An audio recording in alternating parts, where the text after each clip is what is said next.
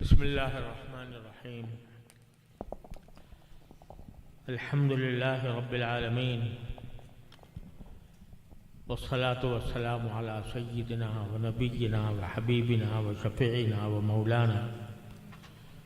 محمد خاتم النبیین وامام المرسلین وعلى آلہ واصحابہ اجمعین وعلى كل من تبعهم بإحسان إلى يوم الدین. اما بعد، حضرات علماء کرام، میرے عزیز طلبہ اور معزز حاضرین، السلام علیکم ورحمۃ اللہ تعالی وبرکاتہ.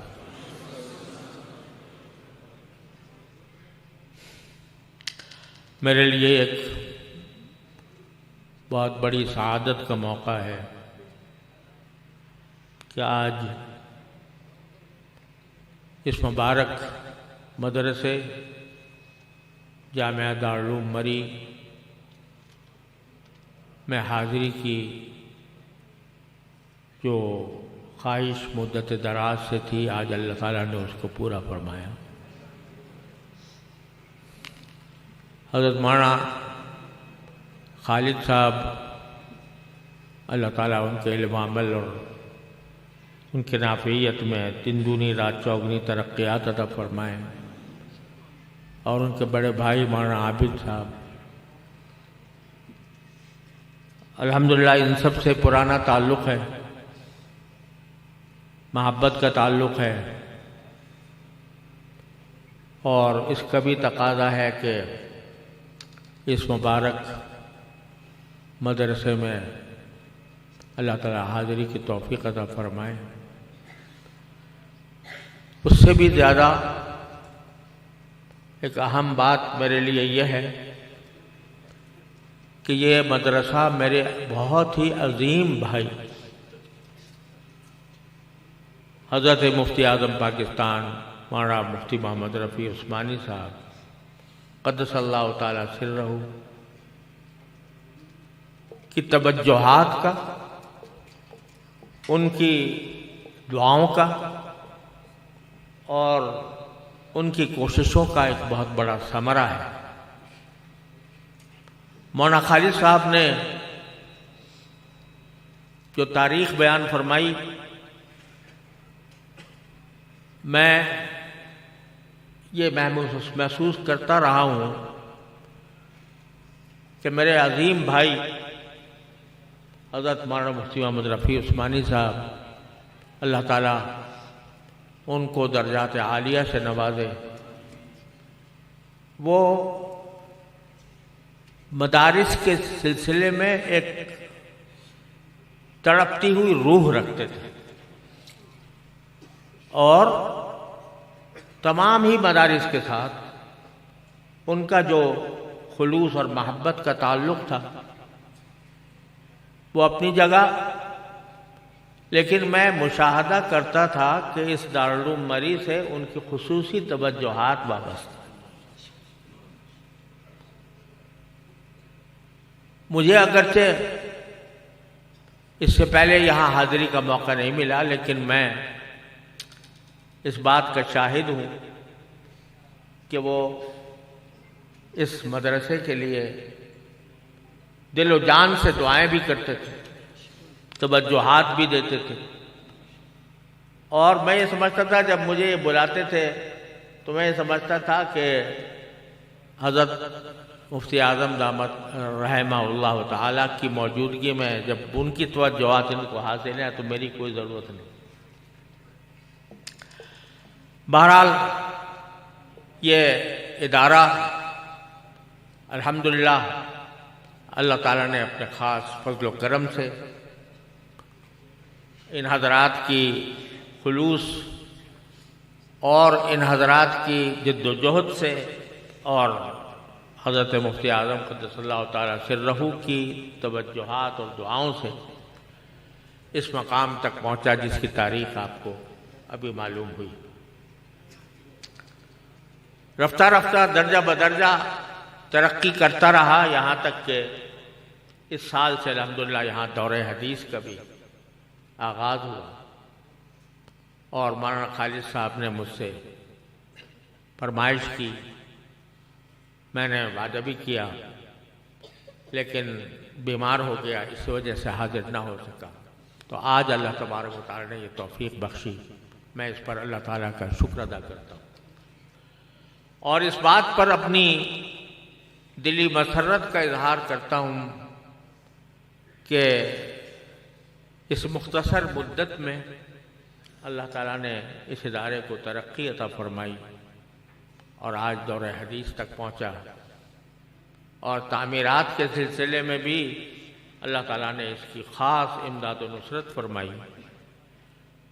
اللہ جل جلالہ کا جتنا شکر ادا کیا جائے کم ہے۔ اس موقع پر چونکہ وقت زیادہ ہو چکا، اس لیے میں تمہید کے بغیر، جو ابھی طالب علم نے صحیح بخاری کا پہلا باب پڑھا اور اس کے تحت جو پہلی حدیث ہے وہ پڑھی، اسی کے بارے میں کچھ عرض کرتا ہوں، لیکن اس سے پہلے چونکہ فرمائش کی گئی ہے حدیث مسلسل بالاولیہ کی بھی، تو میں تبرکاً پہلے وہ حدیث پڑھتا ہوں۔ یہ حدیث مسلسل بالاولیہ کہلاتی ہے اس لحاظ سے کہ حضرت سفیان ابن عیینہ رحمۃ اللہ علیہ کے وقت سے محدثین کا یہ معمول رہا کہ جب کوئی شخص ان سے اس حدیث کی اسناد حاصل کرنے کے لیے آتا تو سب سے پہلے یہ حدیث اس کو سناتے تھے۔ مجھے بھی یہ حدیث سب سے پہلے سن 1963 میں مسجد حرام میں ایک بڑے جلیل القدر شیخ تھے، حضرت شیخ حسن المشاط المکی المالکی رحمہ اللہ تعالی، وہ درس دیا کرتے تھے مسجد حرام میں مغرب کے بعد۔ سب سے پہلے میں نے یہ حدیث ان سے حاصل کی، اور اس کے بعد وہ سنن نسائی کا درس دیتے تھے۔ اس درس میں بھی اللہ نے مجھے جب تک مکہ مکرمہ میں قیام رہا شریک ہونے کی توفیق عطا فرمائی۔ بڑے جلیل القدر بزرگ تھے، متبع سنت، سراپا اخلاص۔ سب سے پہلے میں نے یہ حدیث ان سے سنی، بعد میں دوسرے حضرات سے بھی، حضرت شیخ محمد یاسین فادانی سے، حضرت مولانا حضرت احمد الناخبی سے، حضرت مولانا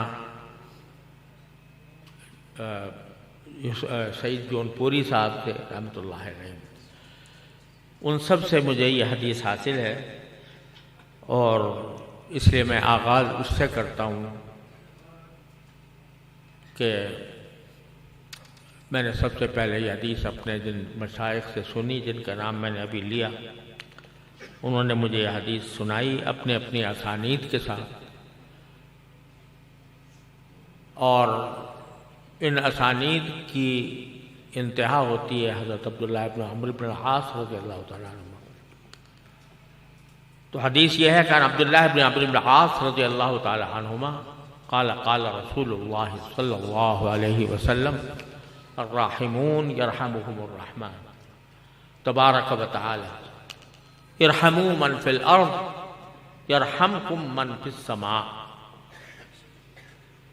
وهذا اول حدیث سمعته من هؤلاء الشیوخ وكل واحد منهم يقول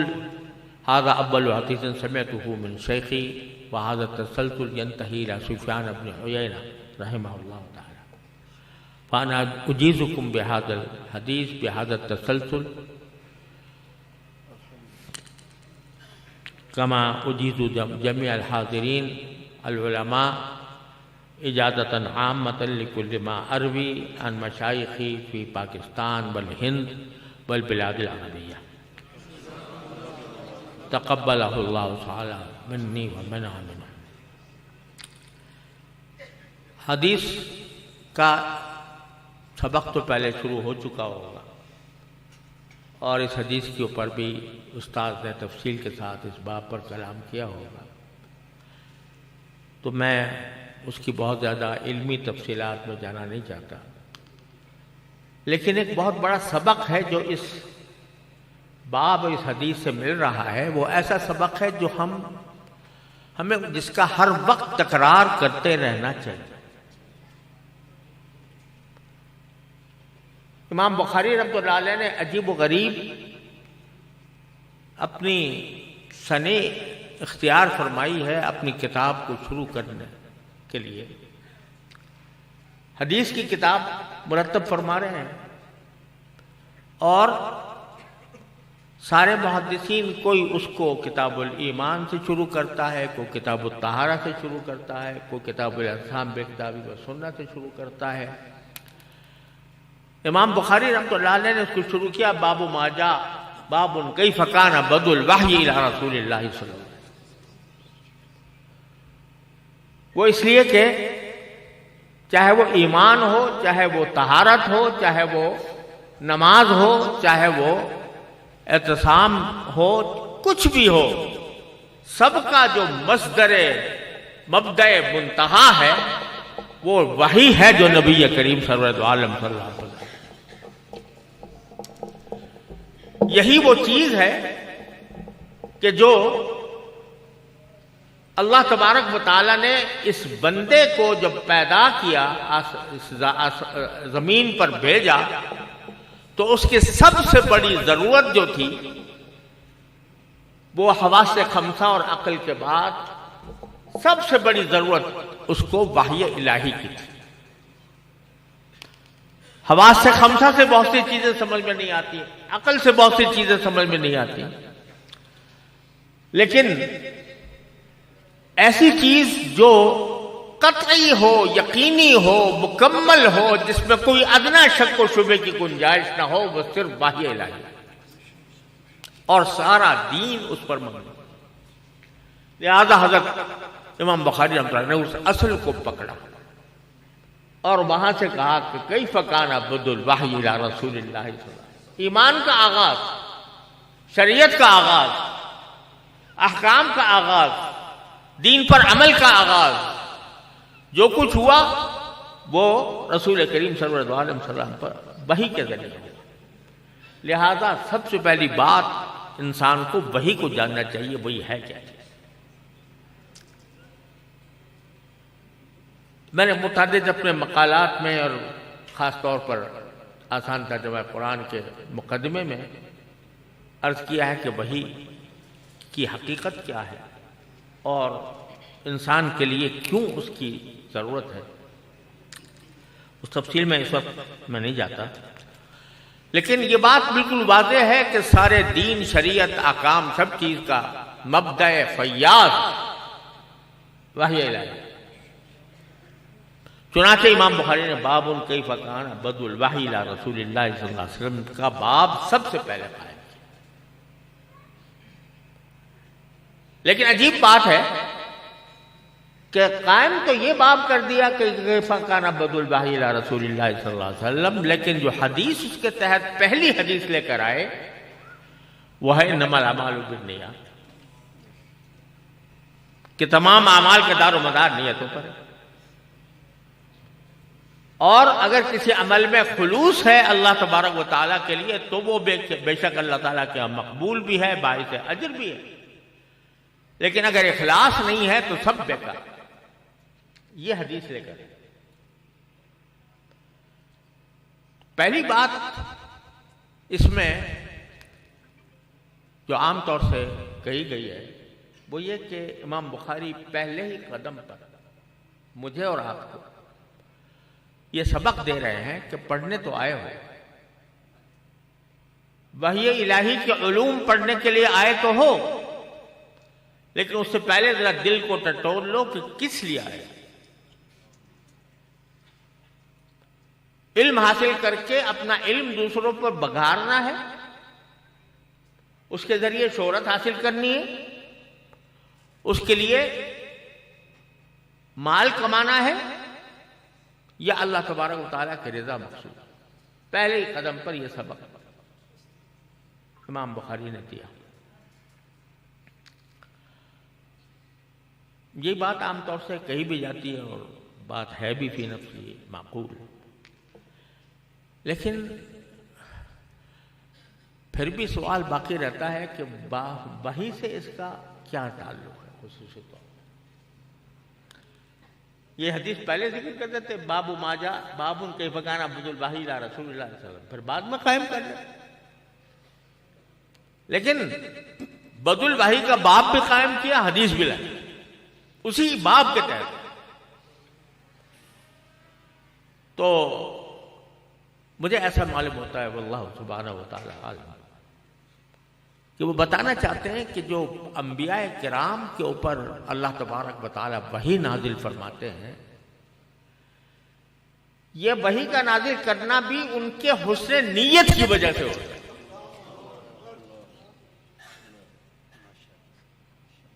ان کے حسن نیت کی وجہ سے ہوتا ہے، اور یہیں سے ایک سوال کا جواب ملتا ہے۔ وہ سوال عام طور سے پیدا ہوتا ہے لیکن اس کا کوئی شافی جواب میری نظر سے کہیں نہیں گزرا، وہ یہ کہ ایمان جو اللہ تبارک و تعالیٰ کے ہاں معتبر ہے وہ ایمان بالغیب ہے، الذین یؤمنون بالغیب۔ ایمان بالشہود، ایمان بالشہادہ، یہ اللہ تعالیٰ کیا معتبر نہیں ہے۔ جب آنکھوں سے نظر آ جائے عذاب اللہ کا تو پھر ایمان معتبر نہیں ہوتا۔ ایمان وہی معتبر ہے جو ایمان بالغیب ہو،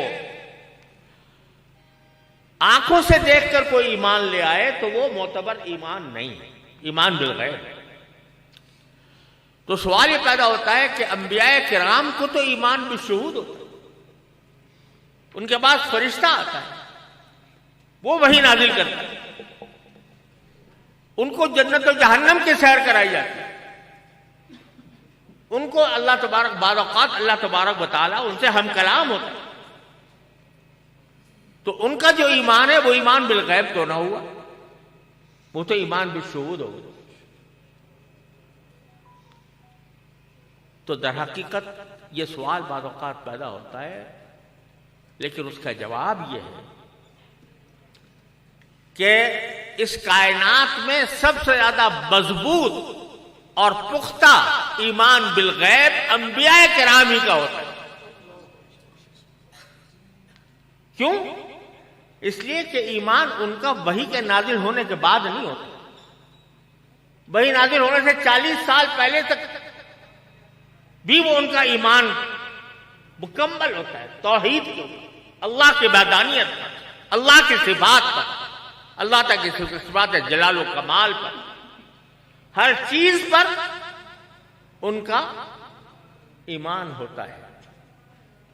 شروع سے۔ ایسی حالت میں ہوتا ہے کہ کوئی بتانے والا نہیں۔ ہمیں آپ کو جو ایمان ملا وہ تو رسول کریم سرورت عالم صلی اللہ علیہ وسلم کے صدقے میں ملا۔ آپ نے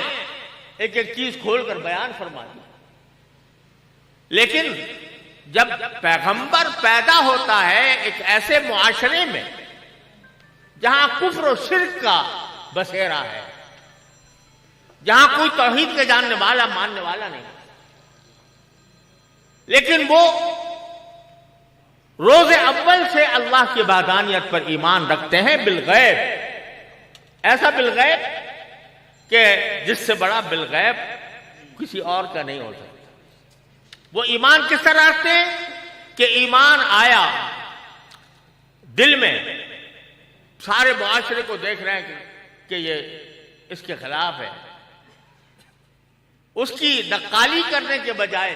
اس کے پیچھے چلنے کے بجائے وہ اپنا الگ راستہ اختیار کرتے ہیں، شروع سے اختیار کرتے ہیں، اور یہ نیت رکھتے ہیں کہ جب بھی اللہ تعالیٰ کی طرف سے کوئی پیغام آئے گا پچھلے انبیاء کے ذریعے یا کسی آنے والے نبی کے ذریعے، میں اس کو مانوں گا، جو معاشرے میں جو کچھ ہو رہا ہے اس کو نہیں مانوں گا۔ تو اس کے بعد اس حالت میں جو ایمان لایا جا رہا ہے وہ ہمارے آپ کے ایمان بالغیب سے کہیں زیادہ اعلیٰ و افضل ہے، اور وہ ان کی حسن نیت کی بنیاد پر۔ قرآن کریم فرماتا ہے وَمَا كُنْتَ تَدْرِي مَا الْكِتَابُ وَلَا الْإِيمَانُ وَلَكِنْ جَعَلْنَاهُ نُورًا نَهْدِي بِهِ مَن نَّشَاءُ إِلَىٰ صِرَاطٍ مُّسْتَقِيمٍ۔ کہ آپ کو پتہ نہیں تھا پہلے کہ ایمان کے کیا کیا تقاضے ہوتے ہیں، آپ کو پتہ نہیں تھا کہ اللہ کی کتاب کیسے نازل ہوتی ہے، لیکن ہم نے آپ کو اس سارے چیز کو ایک نور کی شکل میں آپ کے قلب مبارک میں رکھا ہوا ہے، اور وہ تھا حسن نیت کی وجہ سے۔ لہذا شاید امام بخاری رحمۃ اللہ علیہ نے یہ کیا کہ بدء الوحی جو ہے وہ در حقیقت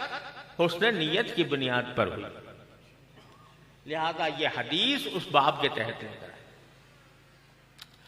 لیکن جیسا میں نے عرض کیا کہ یہ صرف ایک مرتبہ پڑھ لینے والی حدیث نہیں ہے، یہ ایسی حدیث ہے کہ جو ہر وقت ہر آن ہمارے پیش نظر ہونی چاہیے۔ اللہ تعالیٰ نے یہ ایک ایسا نسخہ کیمیا ہمیں آپ کو عطا فرمایا ہے کہ جس کے ذریعے ہم اپنے ہر کام کو عبادت بنا سکتے، ہر کام کو باعث اجر و ثواب بنا سکتے۔ پہلی بات تو اس کا مطلب یہ ہے کہ کوئی عبادت اس وقت تک قبول نہیں جب تک کہ وہ اللہ کی خوشنودی کے لیے انجام نہ دی گئی۔ اگر اس کا مقصود کچھ اور ہے، دنیا کی کوئی غرض ہے، تو اس کی اللہ کے ہاں کوئی قدر نہیں۔ نماز اس وقت معتبر ہے جب اللہ کے لیے پڑھی جائے، روزہ اس وقت معتبر ہے جب اللہ کے لیے رکھے۔ اگر اس میں یہ داعیہ یہ ہو گیا کہ مجھے لوگ آپ عبادت گزار سمجھے، تو سارا عمل ضائع ہو گیا۔ اسی طرح علم حاصل کرنا یا علم کی خدمت کرنا،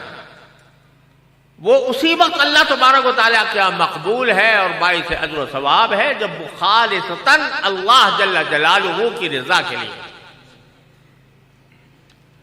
اس میں جو آمیزش آ جاتی ہے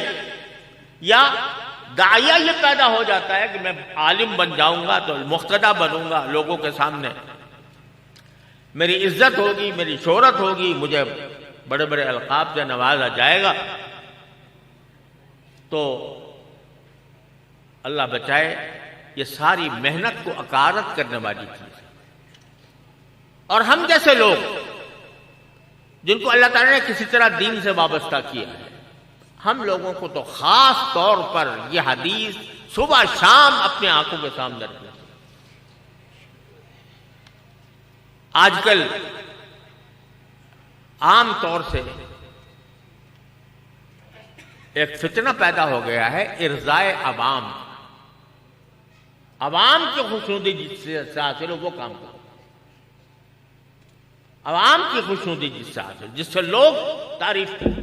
جس پر واہ واہ ہو، وہ کام کرو۔ یہ رسول کریم سرور دو عالم صلی اللہ علیہ وسلم نے باخبر فرما دی، یاد رکھو تمہارے اعمال اسی وقت اللہ کے ہاں کوئی قابل قدر ہوں گے جب تم وہ اللہ کے لیے کرو۔ اور اگر شہرت کے لیے کیا، عوام کی مقبولیت کے لیے کیا، پیسے حاصل کرنے کے لیے کیا، تو اللہ کے ہاں بالکل قبول نہیں۔ حدیث آپ پڑھیں گے کہ سب سے پہلا شخص جو جہنم میں داخل کیا جائے، جس سے جہنم سلگائی جائے گی، وہ کون ہوگا؟ ایک عالم، ایک عالم، اور وہ یہ سمجھ کر آئے گا کہ میں تو علم کے دریا بہائے میں نے اپنی زندگی، علم پڑھا، علم پڑھایا، علم کی نشو و اشاعت کی، لیکن اللہ تبارک و تعالیٰ فرمائیں گے تو نے یہ سارا کام اس لیے کیا تھا کہ لوگ تجھے بڑا عالم سمجھیں. فقط قیل، تو لوگوں نے کہہ دیا تمہیں بڑے بڑے علامہ کا خطابات دے دیے، تمہیں شیخ الاسلام کا خطاب دے دیا، تمہیں فلاں فلاں کا خطاب دے دیا، یہاں کیا مانگنے آئے؟ لہذا سب سے پہلا شخص جو جہنم میں داخل ہوگا، اللہ تعالیٰ ہم سب کی عبادت فرمائے، وہ ایک عالم ہے. اس لیے اللہ تبارک و تعالیٰ سے ہر وقت اخلاص مانگنا چاہیے. یا اللہ ہمیں اخلاص عطا کرے. دین میں اخلاص پیدا ہو جائے، تھوڑا کام بھی کام دے جاتا ہے. حضرت معاذ بن جبل رضی اللہ تعالیٰ عنہ سے نبی کریم سرور عالم صلی اللہ علیہ وسلم نے فرمایا کہ اخلص دینک یکفیک العمل القلیل. اے معاذ، دین میں اخلاص پیدا کر لو، تھوڑا کام بھی تمہارے لیے کافی ہو جائے. زیادہ نفلیں نہیں پڑھی، زیادہ نفلی روزے نہیں رکھے، زیادہ تہجد نہیں پڑھی، لیکن جو عبادت کی، جو کام کیا اللہ کی رضا کے لیے کیا، سیدھے جنت میں جاؤ. تو یہ اخلاص ایسی چیز ہے کہ جو سب سے پہلے مطلوب ہے.